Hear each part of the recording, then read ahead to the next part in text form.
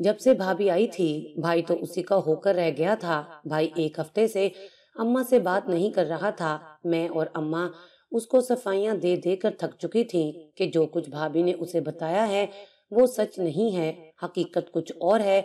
मगर भाई इस मौजू पर बात ही नहीं करना चाहता था।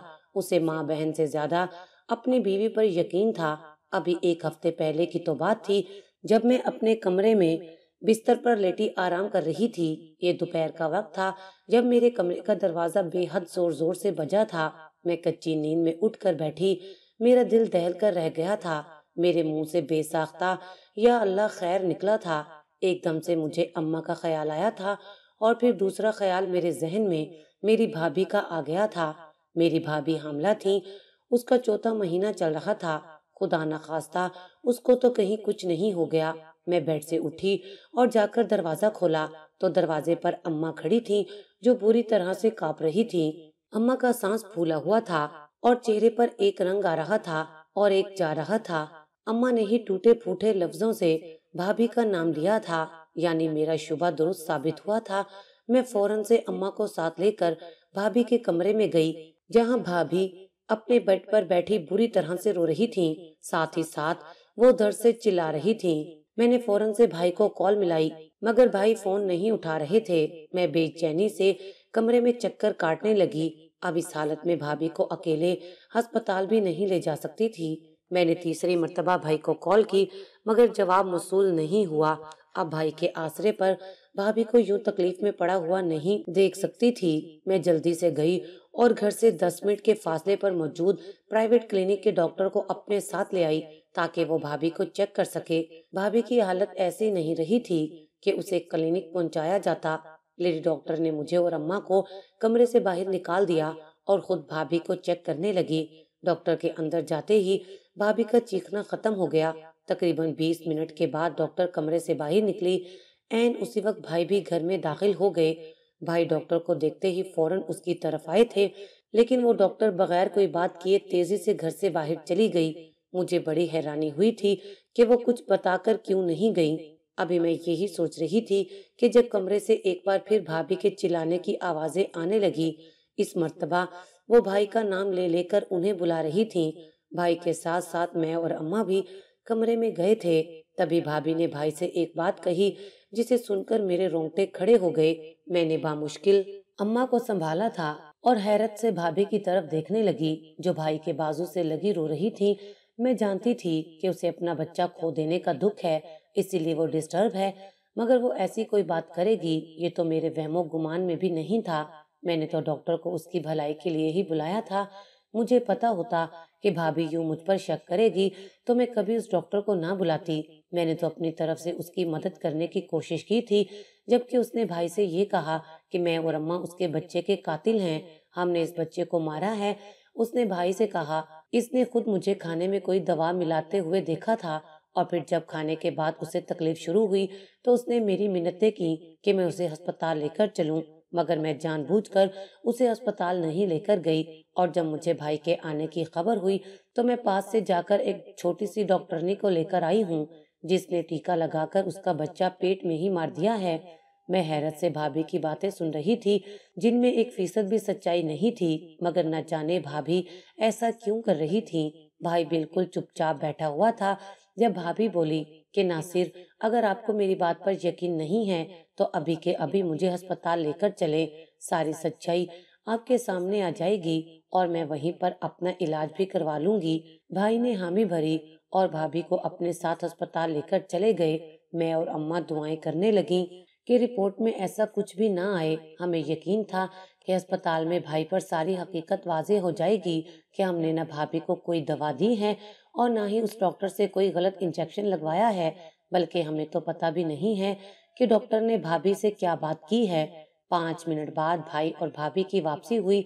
अम्मा उनको देखते ही कहने लगी, बेटा सब कुछ ठीक तो है ना? लेकिन भाई ने गुस्से से मुझे देखा और भाभी की रिपोर्ट्स मेरे हाथ में थमाकर बोले, जरा गौर से पढ़ लेना और आइंदा से तुम मेरी बीवी नाजिया का कोई भी काम नहीं करोगी, उससे दूर रहना। ये कहकर भाई भाभी को लेकर कमरे में चले गए, जबकि मैं रिपोर्ट खोलकर पढ़ने लगी। جیسے جیسے میں رپورٹ پڑھتی جا رہی تھی ویسے ویسے میرے پیروں کے تلے سے زمین نکلتی جا رہی تھی۔ رپورٹ میں وہی کچھ لکھا ہوا تھا جو کچھ بھابھی نے بھائی سے کہا تھا۔ بھابھی کے پیٹ میں ان کا بچہ مر گیا تھا اور بھائی ہسپتال سے بھابھی کی DNA بھی کروا کر لے آئے تھے۔ میں سر پکڑ کر نیچے بیٹھ گئی۔ اماں نے مجھے تسلی دی اور کمرے میں لے گئی، مگر میرے ذہن میں مسلسل بھابھی کا مجھے قاتل کہنا سنائی دے رہا تھا۔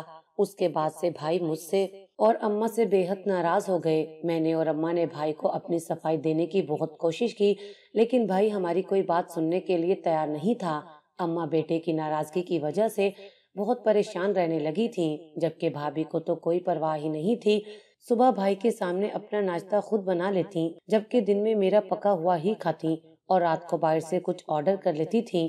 پورا دن مجھ پر حکم چلاتی اور رات کے وقت بھائی کے سامنے ایسی بن جاتی جیسے کہ ہمیں جانتی ہی نہ ہو۔ ایک دن صبح کے وقت میں گھر کی صفائیاں کر رہی تھی جب بھابھی صوفے پر بیٹھی ہوئی تھی۔ اس نے بھائی کو فون کیا اور انتہائی مریل سی آواز میں بولی، ناصر آج میری طبیعت ٹھیک نہیں ہے، تم کہو تو میں تمہاری بہن سے کمرے کی صفائی کروا لوں۔ بھائی نے نہ جانے کیا کہا، جبکہ بھابھی نے کال کاٹ دی اور کہنے لگی، آج میرے کمرے کی بھی اچھے سے صفائی کر دینا، تمہارے بھائی سے اجازت لے لی ہے۔ میں نے بھابھی سے کہا، اس میں بھائی کی اجازت لینے کی کیا ضرورت تھی، میں تو ہر روز ہی آپ کے کمرے کی صفائی کرتی ہوں۔ بھابھی کہنے لگی، ہاں تو اس میں بڑی بات کیا ہے، اس کمرے میں صرف میں تو نہیں رہتی، تمہارا بھائی بھی تو رہتا ہے، اب زیادہ باتیں نہیں کرو، جاؤ جا کر صفائی کرو۔ میں اس کمرے میں صفائی کرنے چلی گئی، جبکہ وہ ٹی وی لگا کر دیکھنے لگ گئی۔ میں جب بھابھی کے کمرے کی صفائی کر کے باہر آئی تو بھابھی مجھے دیکھ کر مسکرائی تھی۔ اس کی مسکراہٹ کچھ عجیب سی تھی، لیکن پھر میں اسے اپنا وہم سمجھ کر دوسرے کاموں میں مصروف ہو گئی۔ میں سوچ بھی نہیں سکتی تھی کہ میری لاپرواہی مجھے کس قدر بھاری پڑ سکتی ہے۔ کاش کہ مجھے ذرا سا اندازہ ہوتا کہ اس کے دماغ میں کیا چل رہا ہے تو میں اس کے کمرے میں جاتی ہی نہ، مگر میں کہاں اس کے شاطر دماغ تک پہنچ سکتی تھی۔ جہاں پر میری سوچیں ختم ہوتی تھی وہاں سے اس کا فسادی دماغ کام کرنا شروع کرتا تھا۔ اس بات کا اندازہ مجھے بہت جلدی ہونے والا تھا۔ اگلے اس عورت نے سکون سے ناشتہ بھی نہ کرنے دیا۔ بھائی نے بھابھی سے کہا کہ ناشتے کے بعد مجھے کمیٹی کے پیسے لا دو، آج کمیٹی دینی ہے۔ بھابھی جی کہتے ہوئے کمرے میں چلی گئیں اور کچھ ہی دیر کے بعد باہر آئیں اور بھائی سے کہنے لگیں، ناصر کمیٹی کے پیسے نہیں مل رہے۔ بھابھی کی بات سن کر بھائی ایک دم ناشتہ چھوڑ کر اپنی جگہ سے اٹھ کھڑے ہوئے اور کہنے لگے، پیسے تو تمہارے پاس تھے، کہاں جا سکتے ہیں، ادھر ہی دیکھو، بلکہ میں خود دیکھتا ہوں۔ بھائی بھابھی کے ساتھ پیسے ڈھونڈوانے چلے گئے، اماں بھی ان کے پیچھے گئی تھی، جبکہ میرے دماغ میں تو کچھ اور ہی سوچ آ رہی تھی۔ میرے ذہن میں بار بار بھابھی کا کل والا مسکراتا چہرہ آ رہا تھا۔ بھائی نے بھی کمرے میں ہر جگہ دیکھ لیا، مگر پیسے ہوتے تو ملتے نہ۔ بھابھی بولی کہ پیسے میرے کمرے سے چوری ہو گئے ہیں۔ بھائی نے کہا، چوری کون کر سکتا ہے، ہمارے کمرے میں آج سے پہلے تو کبھی ایسا نہیں ہوا، کون کر سکتا ہے چوری۔ تب بھابھی نے ایسی بات کی کہ جس کا مجھے ڈر تھا۔ بھابھی نے چیخ چیخ کر میرا نام لیا اور کہا کہ کل اسی منحوس نے کمرے کی صفائی کی تھی، ضرور اسی نے کل پیسے نکالے ہوں گے، تبھی تو کل یہ بازار بھی گئی تھی۔ میں بھابھی کی بات سن کر حیران رہ گئی۔ بھائی مجھے کسی مجرم کی طرح دیکھنے لگا اور مجھ سے پیسے مانگنے لگا، مگر میں 1 لاکھ کہاں سے لاتی۔ بھابھی نے سارا کا سارا ملبہ مجھ پر ڈال کر مجھے چور ثابت کر دیا تھا۔ بھائی سر پکڑ کر بیٹھا تھا، اب کمیٹی تو ہر صورت دینی تھی۔ تب اماں کمرے میں گئیں اور میرے لیے بنائے گئے زیورات میں سے کچھ لا کر بھائی کو دیے تاکہ بھائی انہیں بیچ کر رقم ادا کر سکے۔ بھائی نے اماں سے زیور لیے اور اماں کو کہا، اس کو لگام میں ڈالیں، نہیں تو اگلی دفعہ میں اس کے ہاتھ ہی کاٹ دوں گا۔ آج پہلی مرتبہ بھائی مجھ پر چیخ رہا تھا۔ اس نے میری ایک بات نہیں سنی تھی، بس آنکھیں بند کر کے بھابھی کی بات پر یقین کر لیا تھا۔ میں نے افسوس سے بھابھی کی طرف دیکھا تھا، کوئی اس قدر احسان فراموش کیسے ہو سکتا تھا۔ ابھی کل کی ہی تو بات تھی جب یہ ہمارے احسانوں تلے دبے ہم سے نظریں نہ ملاتی تھی، اور آج کیسے ہمارے ہی سروں پر چڑھ کر ناچ رہی تھی۔ میں افسوس کرتے ہوئے اپنے کمرے میں آ گئی تھی۔ ہم نے اس کے لیے کیا کچھ نہیں کیا تھا اور آج یہ ہمیں یہ صلہ دے رہی تھی۔ میرا نام مہوش ہے، میں نے ایک خوشحال گھرانے میں آنکھ کھولی تھی، کسی چیز کی کوئی کمی نہیں تھی۔ ابو ایک اسکول کے پرنسپل تھے اور اماں گھریلو خاتون تھی اور آپس میں ایک دوسرے کے کزن بھی تھے۔ ان کی شادی گھر والوں کی مرضی سے ہوئی تھی، لیکن آج تک کبھی بھی انہوں نے اپنے والدین کو شرمندہ نہ کیا تھا، یعنی انتہائی احسن طریقے سے اس رشتے کو نبھا رہے تھے۔ کبھی کسی نے نہیں سنا تھا کہ ان کی آپس میں کوئی لڑائی ہوئی ہو۔ سب اپنے اپنے بچوں کو میرے اماں ابا کی مثالیں دیا کرتے تھے۔ اماں کا سسرال بھی اچھا تھا۔ شادی کے 10 سال تک اماں کے گھر کوئی خوشخبری نہیں آئی تھی، مگر مجال ہے جو کبھی ساس، شوہر یا نند میں سے کسی نے اماں کو تانا بھی دیا ہو۔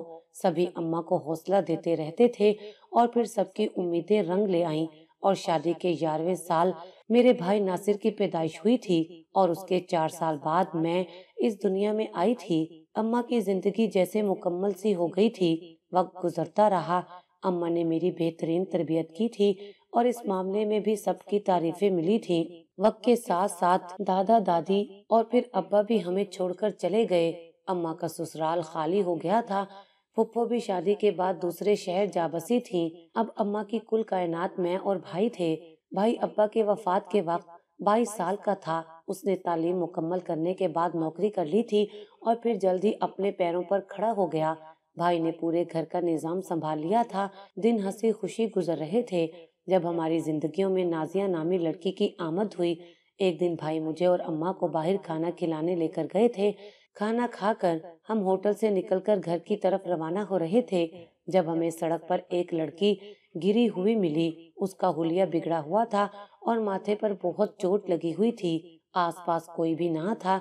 اماں کے کہنے پر ہم اسے ہسپتال لے کر گئے جہاں اس کا علاج کروایا گیا۔ اس کے جسم پر مار پیٹ کے بہت زیادہ نشانات تھے۔ اب اس کے پیچھے کی کہانی تو وہ ہوش میں آنے کے بعد ہی بتا سکتی تھی۔ ڈاکٹر نے اسے ایڈمٹ کر لیا۔ رات گئے ہم لوگ گھر واپس آئے تھے اور پھر صبح اس کا پتہ کرنے ہسپتال پہنچ گئے۔ شام کے وقت اس کو ڈسچارج کر دیا گیا۔ ہم اسے لے کر گاڑی میں بیٹھے، اس سے اس کے گھر کا پتہ پوچھ رہے تھے تاکہ اسے اس کے گھر چھوڑ سکیں، مگر اس نے بتایا کہ وہ یتیم لڑکی ہے۔ اس کے ماں باپ بچپن میں ہی گھر میں آگ لگنے سے جل کر مر گئے تھے۔ وہ اپنے ماموں اور ممانی کے ساتھ رہا کرتی تھی، مگر اس کی ممانی بچپن سے لے کر اب تک اس پر بہت ظلم ہی کرتی آئی تھی۔ 24 سالوں میں ایک مرتبہ بھی اس کی ممانی نے اسے محبت سے بات نہ کی تھی اور ہمیشہ اسے ایک ایک چیز کے لیے ترسایا تھا۔ ذرا سی بات پر اس پہ جانوروں سے بدتر تشدد کیا جاتا۔ ماموں اپنی آنکھوں کے سامنے اس پر ظلم ہوتا دیکھتے رہے تھے، مگر بیوی کے سامنے کچھ بھی نہ بولتے، اور پھر کل تو انہوں نے انتہا کر دی۔ اس کی ممانی اور ماموں نے اسے ایک سیٹھ کے ہاتھ بھیج دیا۔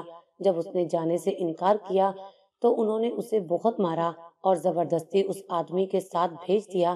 وہ بڑی مشکل سے وہاں سے جان بچا کر بھاگی تھی۔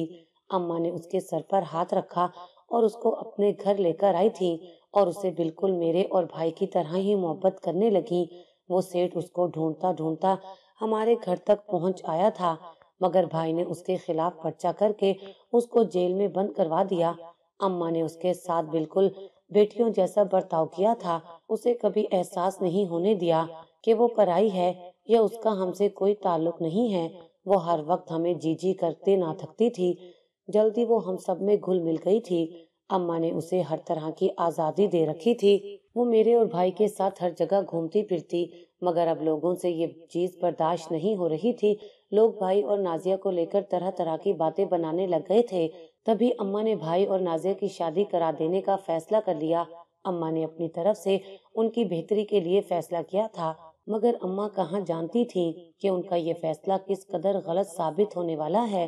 اگر اماں کو پتا ہوتا کہ ان کے اس فیصلے سے مستقبل میں ان کو کس قدر تکلیف کا احساس کرنا پڑ سکتا ہے تو یقیناً وہ کبھی یہ فیصلہ نہ کرتی۔ اماں نے نازیہ پر احسان کیا تھا، مگر وہ احسان فراموش نکلی تھی۔ رشتے بدلتے ہی اس کے رنگ ڈھنگ اور نظریں بدل گئی تھی۔ وہ خود کو کسی ریاست کی ملکہ سمجھنے لگی تھی۔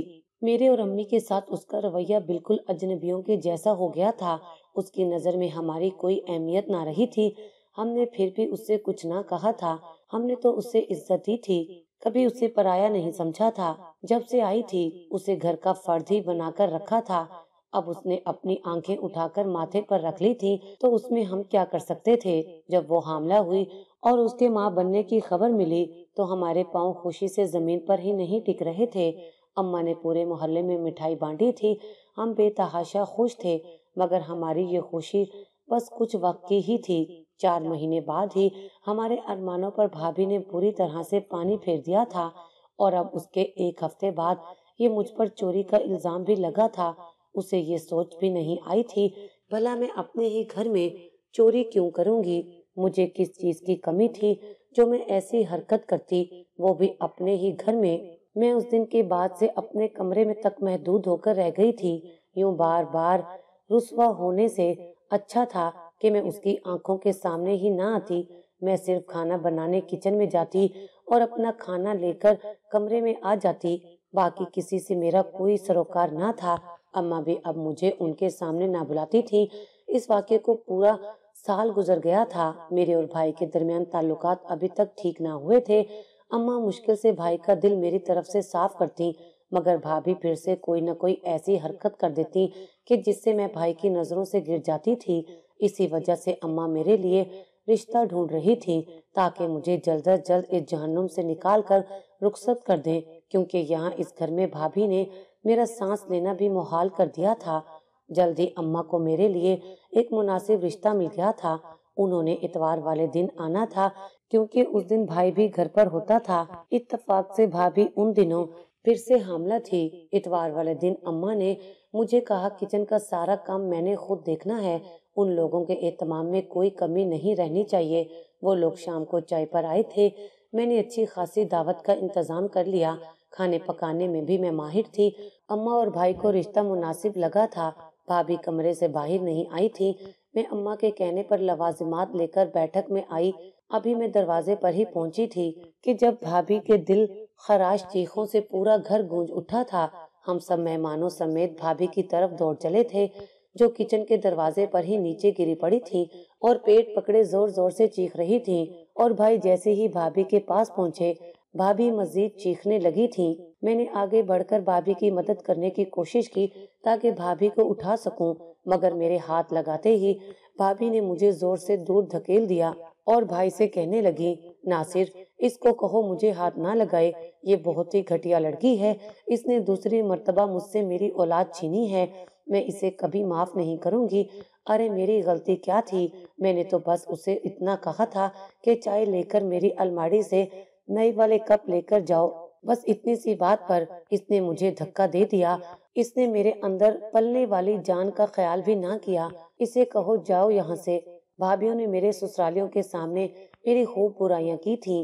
वो लोग माजरत करते हुए वापस चले गए थे, जबकि भाई ने गुस्से से आकर मुझे कई थप्पड़ मारे थे। वो तो मुझे जान से मारने पर तुले हुए थे जब अम्मा बीच में आ गई थी। भाई ने मेरे साथ साथ अम्मा से भी बातचीत बंद कर दी थी। अम्मा ने भी अब की बार भाई को मनाने की कोशिश ना की थी, क्योंकि हम जान गए थे कि भाभी खुद ही बच्चा पैदा नहीं करना चाहती। इसलिए हर बार अपने बच्चे को खुद खत्म करके मेरे और अम्मा पर इल्जाम लगा देती हैं।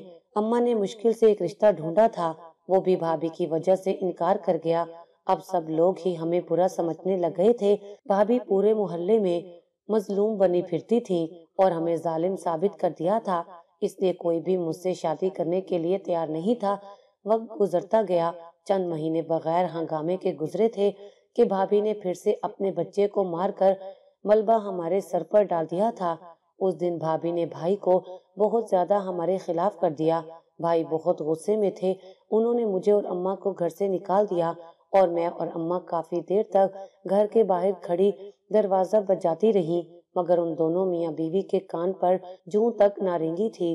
भाभी ने खानदान भर में मुझे और मेरी माँ को बुरा साबित कर दिया था। कोई भी हम दोनों को पनाह देने के लिए राजी नहीं था। आखिरकार पड़ोस की एक आंटी ने तरस खाकर मुझे और अम्मा को अपने घर पनाह दे दी। कैसे दिन आ गए थे। हमने जिस बेसहारा को सहारा दिया था, आज उसी एहसान फरामोश ने हमारे सर से छत छीन ली थी और हमें बेसहारा कर दिया था। अम्मा ने उस हालत में भी उन दोनों को खुश रहने की दुआ दी थी, मगर मेरे दिल से उनके लिए आह निकल चुकी थी और मजलूम की आह तो सीधा अर्श पर जाती है। कुछ दिन के बाद घर से भाभी की चीखने की आवाजें सुनाई देने लगी। ना जाने अब उसे क्या तकलीफ हो गई थी जो वो इस तरह चीख रही थी। اگلے دن ہم صحن میں بیٹھے ہوئے تھے جب دروازہ کھلا اور بھائی اندر داخل ہوئے اور سیدھا آ کر اماں کے قدموں میں گر کر معافی مانگنے لگے اور اماں سے کہا کہ واپس گھر چلیں، مگر اماں نے انکار کر دیا اور اٹھ کر کمرے میں چلی گئیں۔ اس کے بعد بھائی رونے لگے تھے۔ ان کی حالت دیکھ کر مجھے ان پر ترس آ گیا تھا، مگر ان کو یہ احساس دلانا بھی ضروری تھا انہوں نے میرے اور اماں کے ساتھ کتنا غلط کیا تھا۔ اسی لیے بھائی کے کچھ کہنے سے پہلے میں نے اسے کہا کہ وہ یہاں سے جا سکتے ہیں اور میں بھی اماں کے پیچھے اندر آ گئی۔ پھر اکثر اوقات بھابھی کے چیخنے کی آوازیں آتی رہتی، کسی کو وجہ معلوم نہ تھی۔ بھائی روزانہ آتے اور اماں کے پاؤں میں گر کر اماں سے معافیاں مانگتے۔ پھر میں نے اماں کو صاف منع کر دیا تھا کہ اب ہم واپس اپنے گھر نہیں جائیں گے۔ اماں ابھی میری بات سے متفق تھی۔ ایک دن اماں کی بس ہو گئی، وہ بھائی کے ساتھ جانے پر تیار ہو گئی تھی۔ جیسے ہی ہم دونوں گھر پہنچی، ہمارے تو پیروں تلے سے زمین نکل گئی تھی۔ سامنے بھابھی اپنا پیٹ پکڑ کر چیخ رہی تھی۔ میں اور اماں حیرت زدہ ہو کر یہ منظر دیکھ رہے تھے۔ جب بھائی نے آگے بڑھ کر بھابھی کو ایک طرف کر کے بٹھایا، بھابھی نے جیسے ہی اماں کو دیکھا فوراً ہی آ کر اماں اور میرے قدموں میں گر گئیں اور ہم سے معافی مانگنے لگی۔ ساتھ ہی ساتھ اس نے بھائی کو بتایا کہ تمہاری ماں اور بہن نے کبھی کوئی گناہ نہیں کیا۔ اس نے اقرار کر لیا تھا کہ میں بے قصور تھی، نہ ہی میں نے کوئی قتل کیے تھے اور نہ ہی میں نے چوری کی تھی۔ یہ سب چال بھابھی کی اپنی تھی۔ دراصل وہ 24 سال تک ایک ایسے گھر میں رہی تھی جہاں ہر وقت اس کی ممانی جیسی چال باز عورت کی چلتی تھی، کیسے وہ اپنے نندوں، ساس اور سسر کے ساتھ رہا کرتی تھی۔ جب اماں نے اس کی شادی بھائی کے ساتھ کروائی تو وہ بھی اپنی ممانی جیسی برتاؤ کرنے لگی۔ اسے لگتا تھا اگر اس نے ایسا نہ کیا تو میں اور اماں اس کو اور بھائی کو خوش نہیں رہنے دیں گے۔ اوپر سے کہیں اس کی ملاقات اس کی ممانی سے ہوئی تو ممانی نے اسے محبت کے جھانسے میں پھنسا کر اور پٹیاں پڑھا دیں۔ میری بھابھی نے قبول کیا کہ وہ دوبارہ حاملہ ضرور ہوئی تھی، مگر دونوں بار اس نے اپنا بچہ خود ضائع کیا تھا۔ وہ اس لیے کہ بھائی کو میرے اور اماں کے خلاف کرنا چاہتی تھی تاکہ بھائی ہمیں گھر سے نکال دے اور وہ بھائی کی کمائی پر اکیلی راج کرے۔ بھائی اپنی کمائی کا آدھا حصہ امی کو دیتے تھے اور وہ اپنی بیوی کا بھی پورا خیال رکھتے تھے، لیکن پھر بھی بھابھی کو یہ بات بہت بری لگتی تھی۔ ان کے پاس تو کوئی اور ہتھیار نہیں تھا، بس اسی لیے انہوں نے یہ منصوبہ بنایا تھا اور وہ اپنے منصوبے میں کامیاب بھی ہو گئی تھی، مگر اللہ تعالیٰ کو کچھ اور ہی منظور تھا۔